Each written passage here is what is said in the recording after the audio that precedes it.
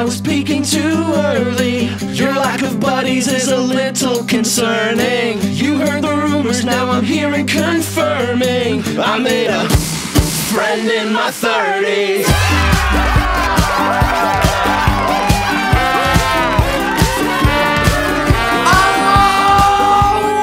Welcome to Jam Mechanics, ladies, gents, friends betwixt and beyond the gender binary. Welcome to a very, very special episode of Jam Mechanics, where we are, for the first time, recording in person. We're in the same room. It's me, Bug from Bug Hunter, and Matt Johnson from the Narcissist Cookbook. We are 3 meters apart. it is very weird. But for the first time, I can throw something at Bug. Yeah, we're in Omega Town We're in Omega Town, otherwise known as Ogden, Utah. We're in Ogden, Utah. Gorgeous, amazing. We pulled in last night, and we are almost at the end of the first leg of our tour. We've played Portland, Sacramento, Hollywood, San Diego, Phoenix, Albuquerque, and Denver. And tonight we do. I can't believe you did that from memory, Matt. Yeah, I did. Don't watch the video. Tonight we're doing Salt Lake City. Yeah. And then we have Boise and Seattle to go. But yeah, we have traditionally recorded this podcast in the international waters known as Jam Cabin. And now we're actually in a cabin-esque room where we are going to make some jams. The downside to this is the microphones that we are using are not the studio quality mics we're used to. So if this sounds, we have a special like warm-up we've been doing to check the plosives, or it's just like PapaBug. PapaBug. So I hope that sounds okay. You're welcome for that audio early in the morning. Yeah. Jam Mechanics is a podcast. Here's what we do on this podcast. Matt and I are both songwriters. What we're going to do here today is we're going to be challenged to write songs. Every episode in season 2, we've been getting a jam consultant to come in, give us a prompt, allow us to go away for a couple hours and write a demo based on that prompt. So right now we have nothing. We have no ideas. We have no chord progressions. I haven't even unpacked my guitar. But before we do that, we got to get to know each other. We got to get to know each other. Now, unlike how this usually goes, we've actually been getting to know each other really well over the past 2 weeks. We've been on tour since June 2nd. It is currently June 13th. Matt, I got a question for you. Hit me. What's been your favorite Nintendo Switch game to play on this tour? I brought my Nintendo Switch over. Before I left, I bought so many games. I was like, oh, I'm going to be playing all of these indie classics. I'm going to be diving in to games you've never heard of. And then all I've done with my Switch, all we've done this entire tour is play Speedrunners. Speedrunners is, this podcast brought to you by Speedrunners. Yeah. Speedrunners is the funnest possible game that you can play in a van touring down the road. We have genuinely been playing this game as we've like pulled up to venues, and my dad has been like, okay, we're 3 minutes late. We need to unload. And we're like, we can't pause this game. We can't pause the game. Yeah, it's been quite a bit of fun. Anyway, wait. Jam Mechanics in person. I have another question. Okay, Craig. Hi, I'm Craig from Bug Hunter. Have you had any like fan interactions on this tour that were notable, memorable to you? Yeah. I don't know what one you're thinking of. I just have one of my own that I want to tell, so okay, I thought right, I'd pitch it to you first. No, so Fallen from the Discord came, and I owed Fallen a tie-dye Narcissist Cookbook shirt. So I was like, hey, you're going to be at Denver? I'll just bring it to the Denver show. And then, so I gave them that shirt, and then they bought every shirt at the merch table, so they had 4 shirts, and by the time you listen to this, you might be able to prepare for the East Coast and Midwest tour, but I have a secret merch item. If you have a Narcissist Cookbook tattoo and you come to a show, I will give you a free other shirt that is not available anywhere else. You can only get it if you have a tattoo, or if you are Fallen, who is currently holding 4 shirts, and the funniest possible thing that could happen is I give them a 5th shirt. So yeah, that was really fun. My favorite fan interaction that I've had on this tour also happened in Denver. There was this 11-year-old girl. Yeah. And I think I'm going to tell this story on stage the rest of this tour, but I'll tell it here as well. So this 11-year-old girl, and she'd come to a show before. She's a huge fan, and she's such a character. She comes to the show last year. She comes to the show in Denver this year. She immediately runs up and is like, "Do you remember me?" And I was like, "Yes, I absolutely do remember you." But then after the show, she was standing there with her dad, and her dad was talking to you. And so I was just talking to her while you guys were chatting. And I was like, it must be so past your bedtime right now. Like it's like 10:30. I was like, this is definitely way past your bedtime. She's like, oh no. I stay up till 11 most nights. And I was like, what are you doing staying up till 11 o'clock? And she's like, pondering my thoughts. And did you say how old she was, by the way? She was 11 years old. Yeah, she's a wee babby. Yeah. I was like, what are you thinking about? And she had remembered that last year I had said something about how Sweet Nothin' is my most misinterpreted song, that people never get it right. And so she had remembered that, and she was like, I mostly think about what Sweet Nothin' is about. And I was like, okay, well, since you've come back a year later, I'll tell you. Sweet Nothin' is about like being okay, being on your own, and not needing anyone else in your life to be happy. And she thinks for a second, and she goes, if my dad died, I would kill myself. And that so sharp. Just my favorite person that I've met on this tour. Sorry to everybody else. You'd have to do quite a bit to top that. Let me see if I've got another question for you, Bug, before we kick things off. How do you make a show worth 45 cents? I don't know, Matt. How do you make a show worth 45 cents? You book 50 Cent and Nickelback. I've got a follow-up one. Mm-hmm. How do you make a podcast great? How do you make a podcast great, Matt? You get PapaBug in. You get PapaBug in. Let's get our guest commentator here, our jam consultant, into the studio. PapaBug is here with us, still in pajamas. Love that. Here's the thing about PapaBug. I think episode 1, I put up a little poll on our Spotify saying like, hey, we're going to have guests on for season 2 to give us prompts. Who would you want to see give us prompts? And I was expecting like small celebrities, or like, people saying, oh, get the McElroy brothers on there, get, the Drawfee people on there. 95% of the responses were, you got to get PapaBug on there. You gotta. So welcome to Jam Mechanics, PapaBug. Well, I'm glad to be here, you mechanics of jams. Thank you very much. You're the face of the operation. You have a lot of responsibilities on the road, one of which is driving. So PapaBug, we have a question for you. How many ditches have you driven into on this particular tour? Exactly one ditch. You only need to drive into one. It was a significant ditch. It was a good ditch. I drove into it once, and I think I fell into it 3 times. It was a process. Yes. This was in New Mexico, where we entered New Mexico right as everyone's phones went boo boo boo, flood warning, and then there wasn't enough rain to make that happen, but there was enough rain to create mud on the way to our Airbnb. It was like 1:30 in the morning, rural road in the mountains of New Mexico, and we missed the turn for our Airbnb, turning around in a driveway, and just clipped that mud a little bit too much. And somebody on Facebook, when we posted the video of us getting winched out by a tow truck at 9 in the morning the next morning, said, congratulations on getting stuck in the mud in a state where there's only 10 inches of rain annually. Yeah. No, but that rain was like cake. It was like stepping out of the truck into like cookie batter. Cake batter. That's a good description. I don't think I've ever in my life taken a shower completely with my clothes on. Only to get the mud off. Yeah, I had to get the mud off.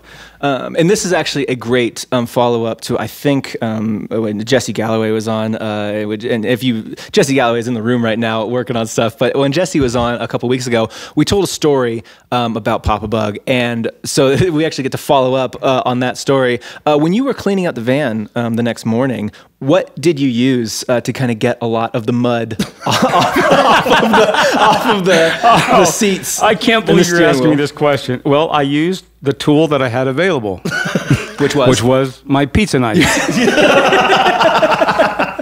So anybody listening to episode 3 knows that this is the knife that PapaBug suggested we cut our deep dish Chicago style pizza with, and fully used it to scrape all the mud off of the car. And then what did you do with it afterwards? Did you wash it, or did you just lick it clean? I didn't take it in the shower with me, but I did just wipe it down. But so I have a follow-up question on that for you guys. Okay. Oh yeah, we've never been asked a question by our guest before. How did you like those sliced up donuts that I gave you this morning?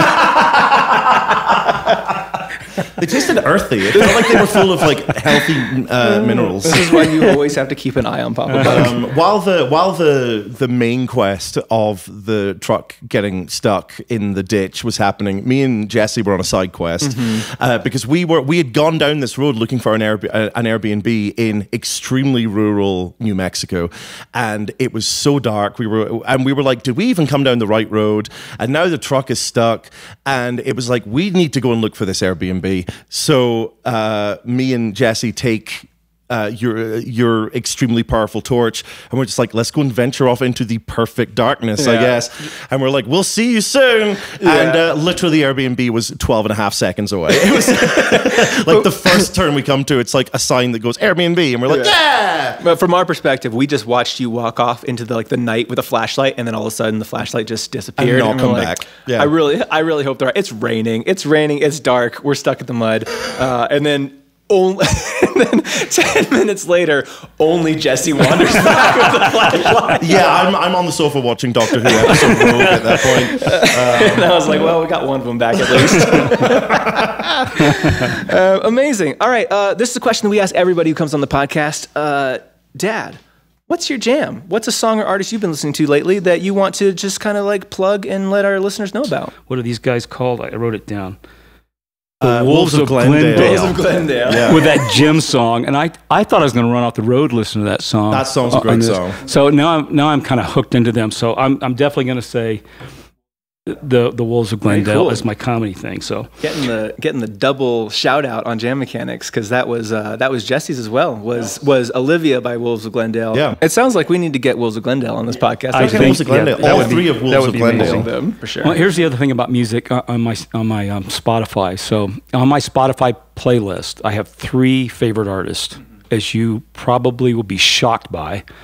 It's Bug Hunter, the Narcissist Cookbook, and Galloway. Oh, yeah. And Galloway. So you could not be more on brand. And the funniest thing is, Galloway is actually my number one Spotify. Number one on Spotify. Jesse's over there like, look at me, I'm the sun now. Yeah, I'm the sun now. You were bopping to an unreleased Galloway song this morning on the couch. Jesse gave us a demo, and I had the headphones on, and I was bopping, and it kind of gave me that old, like, George Benson vibe. If you want a little teaser for this Jesse Galloway bop, it goes like... it's slapping the bass, no doubt. So full slap. The bass does not stop slapping from minute 0 to minute 4.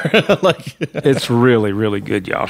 It's great. Anyway, so that's kind of the amazing for me. Very cool. We'll get those added to our Friends of Jam Mechanics playlist, which definitely exists. It definitely exists. You need to go looking for it, okay? Like, this is a full ARG. Amazing. All right, are we ready to do this? Are you ready to do this? I'm ready. Okay, so here's how this format works. Our jam consultant comes in and gives us 2 prompts. The reason we do 2 prompts is just to give Matt and I a little wiggle room to kind of discuss, debate, figure out which one we want to do. We are both going to use the same prompt. This is not Matt chooses one, I choose one. We are both going to hear the 2 prompts and then decide together which one prompt we want to bounce off of. And so, PapaBug, if you want to hit us with that prompt 1. Okay, so prompt 1. Matt observed me playing a first-person shooter game. Yeah. And he's told the story on stage now twice. Yeah. It's just busted me up completely. And so in homage to that, I have picked a phrase from that first shooter game. Okay. That is my prompt. Okay. The prompt is, and do with it what you will, I'll write this down. headshot. Headshot. Excellent. Okay. Headshot. Monster kill. Headshot. Okay, fantastic. All right, I'm thinking about it. All right. Okay. Hey, PapaBug, can you hit us with that second prompt? Yeah, so my second prompt is, again, tour focused because of what we do consistently on tour. Every time we get done with a venue or a meal or come through a town that we like, we typically go through this ranking process. We say, who's your favorite whatever? So my prompt to you on this one is rank it. Okay. Rank it. Rank it. Rank it. Rank it. I was going to say get ranked. Rank is a word. You guys play with it however you want. Yeah. Oh, man. You know, those are my 2. You are driving up my alley right now. I love making lists. So I'm gonna probably fist fight you for this one, Matt, because we are in the same room now, and it could come down to a brawl. I'm all on board with Rank It. Yeah, so I think Headshot is a better title for a song, but I think I am equally clueless about both of these. And if you have strong feelings about Rank It, I'll go with Rank It. I don't have an idea. I just love making lists. It's one of my favorite things in the world to do. I mean, I think we have pulled you into our list-based world because that's what we do after every show. PapaBug is right. We will be like, okay, how does that show rank against all the other shows we've done on this tour? And we'll make little lists on our notes, and we'll rank all of the food that we've eaten. And I don't think you would probably do that on your own accord. I think over time, though, we're kind of rubbing off on you on this, Matt. We first started going on tour. The very so sorry. It's close in the van. But when we first started touring, I think you were amazed at just how introspective we were after every show. I could kind of sense it from you. And now you're like, hey, PapaBug, what's your favorite show? Well, it's just because specifically listening to you rank things brings me a lot of joy. It is kind of like coming out of what I liken it to when I try and explain it to people is it's like coming out of coming out of the most recent MCU movie and just having a 10-year-old kid being like, okay, right, so Captain America Winter Soldier was a little bit better, but this bit had this bit, and I'm like, this is so my jam. Amazing. Okay, so I think we're set on Get Ranked. Get Ranked, Bozos. All right, we're going to be back in probably 3 hours. If when we come back on footage, it's dark outside, even though it's noon right now, don't think about it. We have a show to go to in 2.5 hours is our point. So we don't know how we're going to approach this. Yeah, our continuity on this episode might be a little weird, but we definitely wanted to do a live episode, and so we at least got the first half done. And if the second half of this episode has us back on Zoom in Scotland and Virginia, just know that we tried our best. PapaBug, do you want to sign us off for this section? Do I have to sing a song to sign us off? You can do whatever you want. Oh, I have a great idea. You are famous for the dad jokes on stage. Do you want to tell us a dad joke to get us into the break? All right, here's a dad joke. Early dad joke. Why do ducks have tail feathers? Why? Why? To cover up their butt quacks. Boom. Friend in my 30s.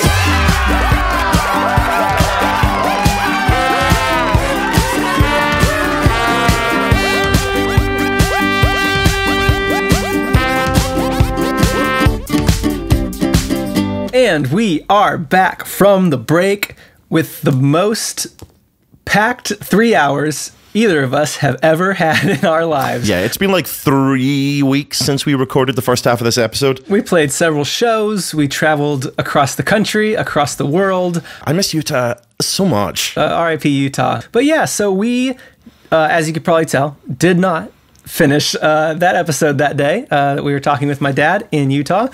We got a little busy and did the rest of our tour. But we made a promise to each other to not work on the songs more than 3 hours. I was actually, I don't know about you, Matt, but I was pretty good about not thinking about this whatsoever in the 3 weeks that it's been since we recorded the first half of the episode. What about you? I really love phrasing that as being I was on top of my game about not thinking about this thing I had to do. It was active. So 3 days ago, I started a stopwatch on my phone because I had an idea for a lyric and I was like, oh shit, here we go.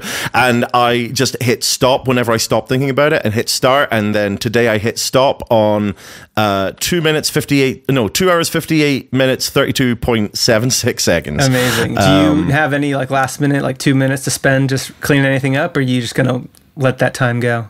No, there's a lot of cleaning I would want to do. Nothing that could have been done in 2 minutes. So, yeah, I will say wouldn't plan on doing this format ever again because there is something about getting off the call and just immediately being like, I have to do this right now. Even this week, I was like, great, we're going to meet on Friday. We're going to do this. I have all week. I'll probably do it Monday. I'm going to do it Monday. But you know what? You told me so confidently that you were going to have it done at the beginning of the week that I just assumed that it had been done. We said we were going to meet at 2 p.m. Eastern time on Friday, and I bounced my final copy of this at 2:03 p.m. So I did not. I waited till past the last minute. I knew that we were going for spicy territory when I sent you a message at 6:52 saying I'm good to go whenever, and you said 8 minutes. So I'm feeling okay about the song. Like, I didn't feel good about it up until the very end, and then, you know, it's very, I said this about a track in the last season, which was Fresh Cement. I was like, this is a very early 2000s sort of the Fray style thing. This is just a dashboard confessional song. Yeah, you know, but that's the beauty of it. You get to try a bunch of different styles and different techniques, and that's the fun of it. I cheated on this one.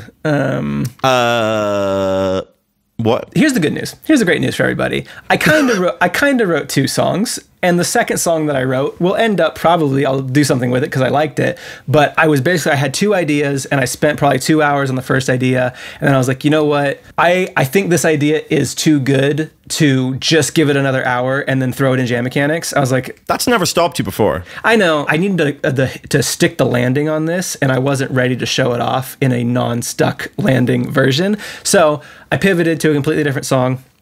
So I definitely spent more than 3 hours total. I only spent 3 hours on this song, so if that counts for anything. But if this had been the traditional go away for 3 hours, come back and show off what we have, I wouldn't have had like the time or ability to pivot like I did. So do we have 2 demos? Because I'm looking at a title here that says first and second demo. That is the song is called First and Second. Oh, right. Yes, okay. Just a coincidence. The song is called First and Second. So I guess we're going to do me first. Let's do it. Well, here's what I can say about this. Oh, actually, I have a question. Yeah. So I'm remembering when your dad, I can't even remember what the other prompt was, but when your dad said ranked, you were like, I want to do that one. So is that because you had an idea? And if so, is this the idea you had? Or did you just know that you would come up with an idea? No, I don't. I also don't remember what the other prompt was, so I can't. I can't remember my reasoning for it. But it was very like you were. This was the first one I think where you were like, "I want to do ranked," and if you don't want to do ranked, then this might come to blows. Yeah. No, I don't remember that either. Maybe I'm wrong. History will tell. Anyone listening to this will know because it was probably just said about 5 minutes ago. But it's been too long since then. I have no idea. It was just the fiery, stressful vibes of rural Utah. That's what it was. Yeah. Cool. Yeah. So I don't have a ton of preface for this one. It's I had a high where I wrote it and I was like, this is great. And then I had a very low when I recorded it. And I was like, oh no, this is like season your beanie bad. And then I was like, let me scrap this. I was trying to do it to a click and try and get all the instruments separate and yada, yada. I was like, you know what? It sounded good when I was just sitting on the floor playing it with my acoustic guitar. So I'm just going to do that. I'm just going to one take it into the mic. And I'm much, much, much happier with just that feel than I was with the clean version of it. So that's what we have today. Sometimes I do a lot of production. This one's not that. It's one take with a couple of overdubs with a couple of instruments that just made it sound a little nicer. We're going to hit go in 10, 9, 8, 7, 6, 5, 4, 3, 2, 1, go!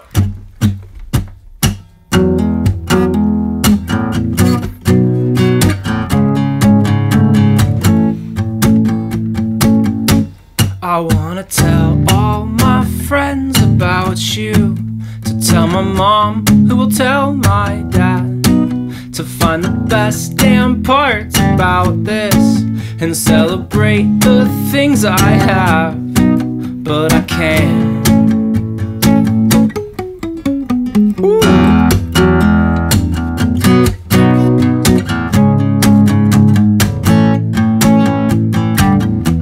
When I was a kid at the dinner table, my parents would make me make a thankful list. The top 3 things about our day, and and I was always just the worst at this. Some days it was simple, but most days it was difficult. My disposition leaned a bit more pessimist than typical. It's hard to get excited, like if I found out I like it, I will lose it. Yeah, it's stupid and it's superstitious.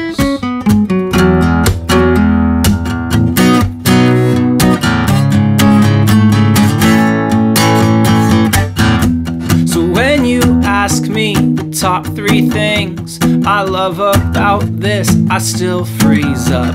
I probably look like a well-fed snake as I choke so hard on that softball toss. Just say hell with it, maybe just embellish it. Your laugh, your eyes, your smile, but I know I'm barely selling it. It's hard to get excited, if life finds out I like it, I will lose it. Yeah, it's stupid, I wanna tell all my friends about you, to tell my mom, who will tell my dad, to find the best damn parts about this and celebrate the things I have, but I can't. Why am I like this? Why can't I admit everything's going well? Why do I hide it? Hide all my joy in this bone-colored shell. So I thought of my top 3, but it's something I just couldn't do. So here's my top 2. I'm telling all my friends about you. I told my mom, who told my dad. Here's the top 2 parts about this love. They're the first and second half. I'm telling all my friends about you. You told your mom I'm not that bad. They're the top 2 parts about this love. They're the first and second half. They're the top 2 parts about this love. Is the first and second. The first and second.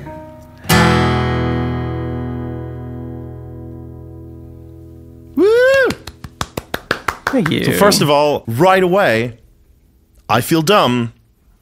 I don't know what this means. I don't know what you mean. The top 2 things about this love, top 2 parts about this love, the first and second half. Is that to do with like my other half? No, it just means everything. Oh, right. There's 2 halves, the first and second half. It's like, okay. if there's only 2 good parts about it, the first and second half. It just means I love everything about this. It's just I famously don't. The second you say anything, do anything clever, I don't get it. So cool. We will be, if you in the audience also didn't get it, or if I'm dumb, tell me. So yeah, no, I like that a lot. I really like the melody. I really love the idea. I completely relate to the, if life finds out I like it, I'll lose it. It's stupid and superstitious. Yeah, I totally understand that. You don't want to shine a light on things because things scatter. Yeah, that was kind of the gist of it, was just giving up on like the reluctance to like celebrate the things in your life and name the good things and celebrate the good things, and kind of overcoming that. I don't want to jinx it, right? I don't want to jinx it and say, oh, everything's going great, and then you got to go like knock on wood, and because it's all going to fall apart if you get too excited about it. So kind of embracing that a little bit. I think I really love the chorus of this. I was going to say you did a really good starting with the chorus on this one. Yes. It didn't feel like a chorus, and then when it came back, I was really sad. I was like, oh, this is great. This is a great refrain, and then bringing it back a third time. Excellent. Masterful. I want to give a little credit to my brother-in-law Mitchell, because he's the one who wrote that little the dun dun bow, bow, that little guitar riff kind of in between the things, and that's something that we used to jam on a lot. And I was like, "You have now stolen it." Yeah, I was like, "Can I use that for a song someday?" And he's like, "Oh, absolutely, go for it." So shout out to my brother-in-law Mitchell for that really cool little guitar riff that I've been noodling on for a very long time, and I was like, I'm gonna find a place for that someday. Yeah, I think right now I'm not super like convinced on everything here, but I think it's got it's linear. It tells a story. I was able to at least lay out kind of the parts 1, 2, and 3. So I got the formula for it down. I think there's a lot that I'd want to change about it.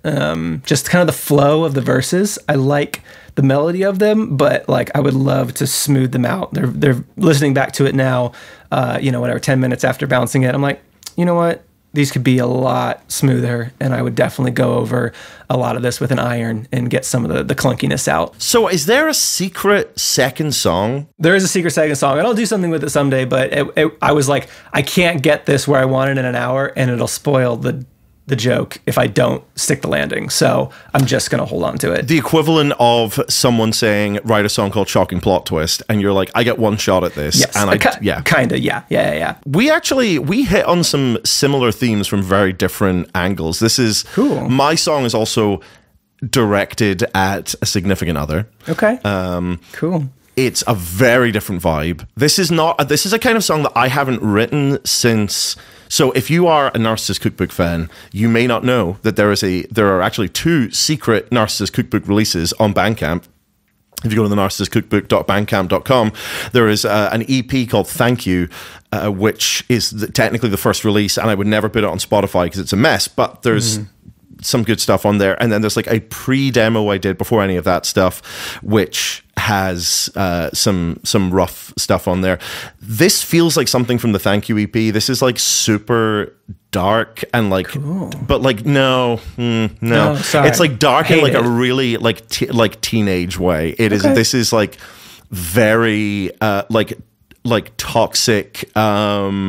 I'm a terrible person, and I'm using self-awareness as a mating call, and this sucks. Like, I hate this guy, but apparently at a certain point, my brain was just like, hey, you haven't written one of these in like 5 years, so you want to get that out there. This is like 2/3 of a song. I think this needs to go somewhere. It might even be the second 2/3 of a song. There might be like a beginning bit to this, and then it goes into this. Maybe it's the middle section of like a Jesus of Suburbia. Who knows? Okay, cool. I'm going to sing the lyrics. Yeah. This is a song called The Great Pacific Garbage Patch. All right, we're going to hit go in 3, 2, 1, go.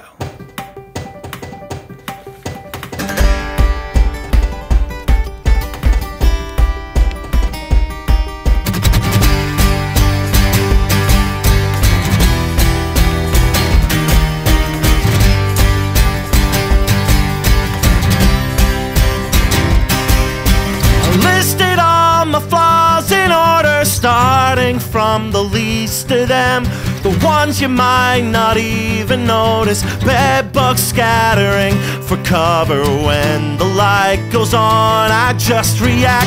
It isn't evidence of sentience or anything like that.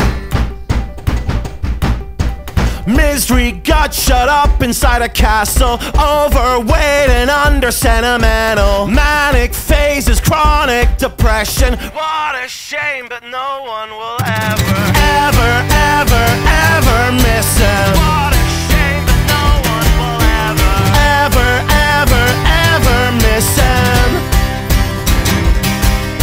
I listed all my flaws in order so you'd know what to expect. The ones that chafe your soul until the day your perfect patience starts to crack. I am a rock. I am an island.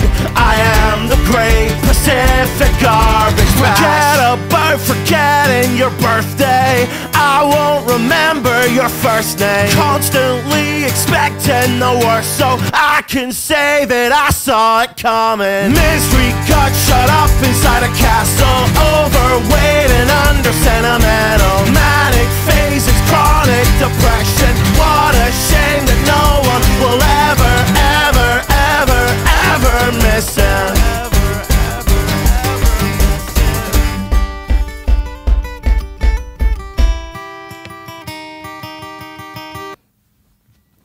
Over.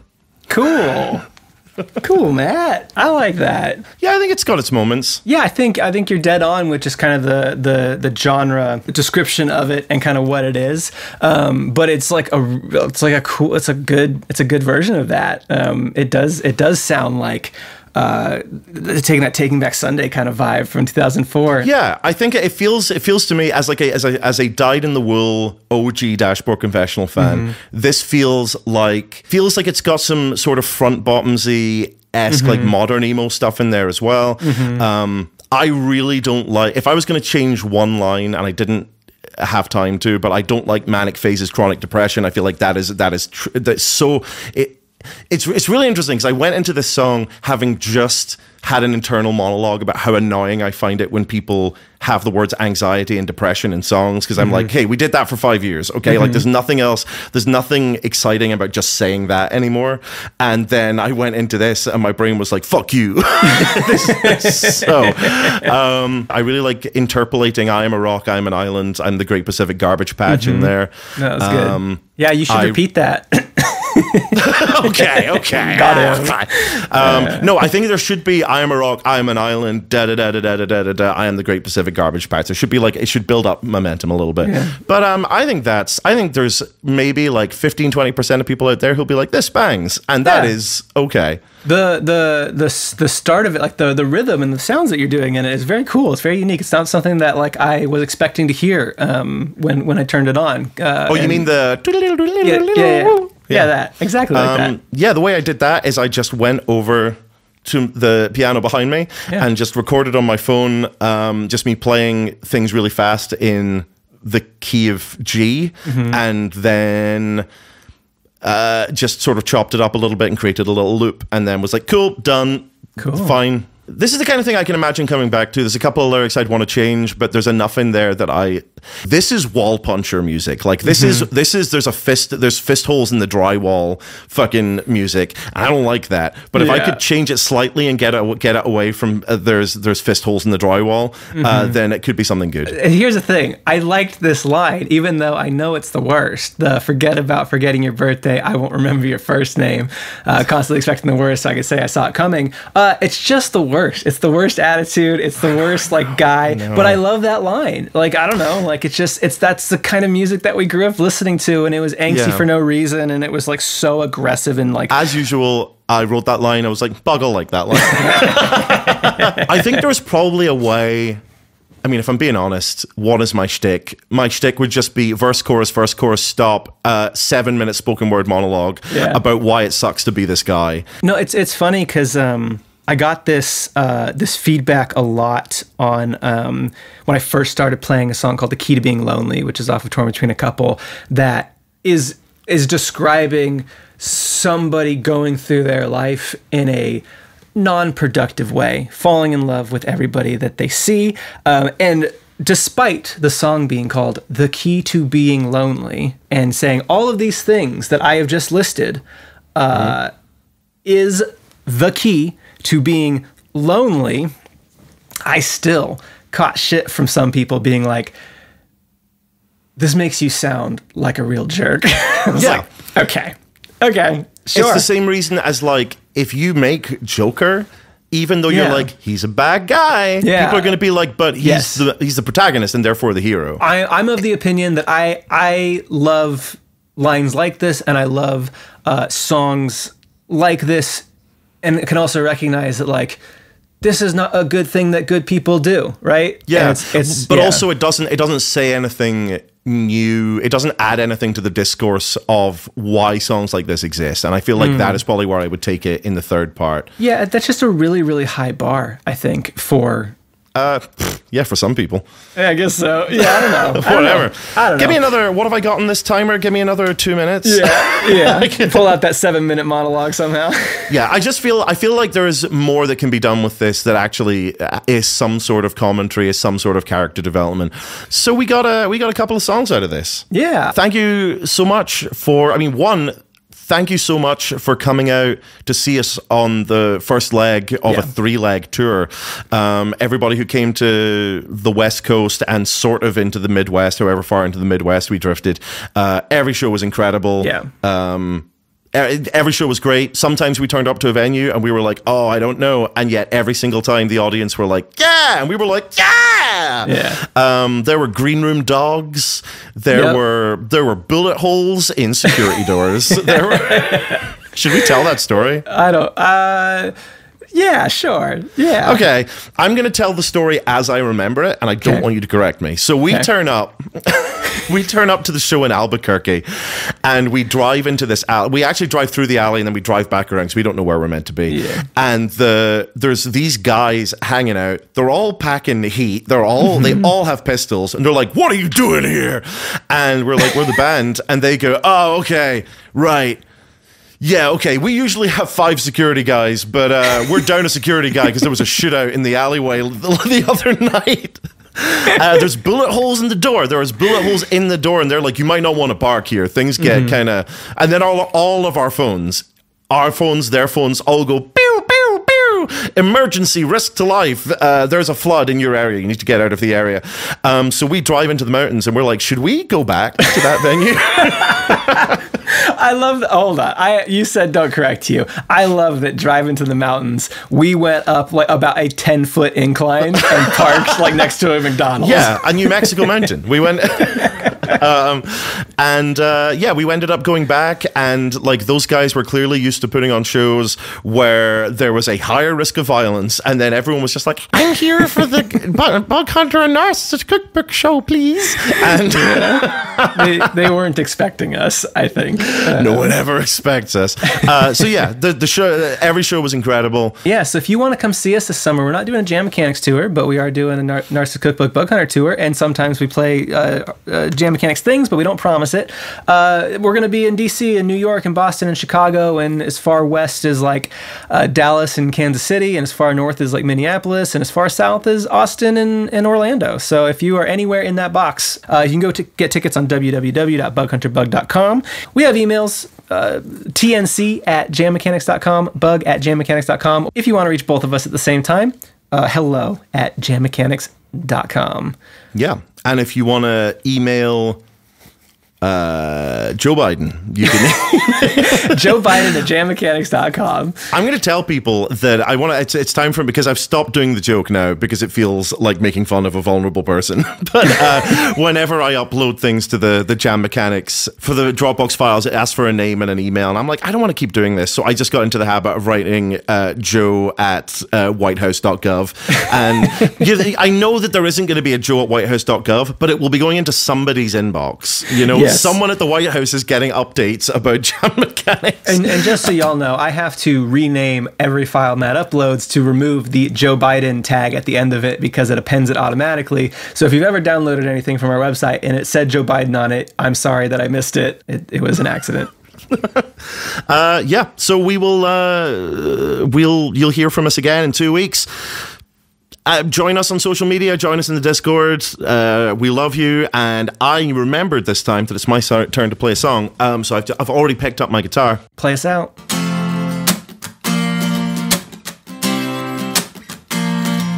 If it's dark, you gotta open the curtains and let the light in.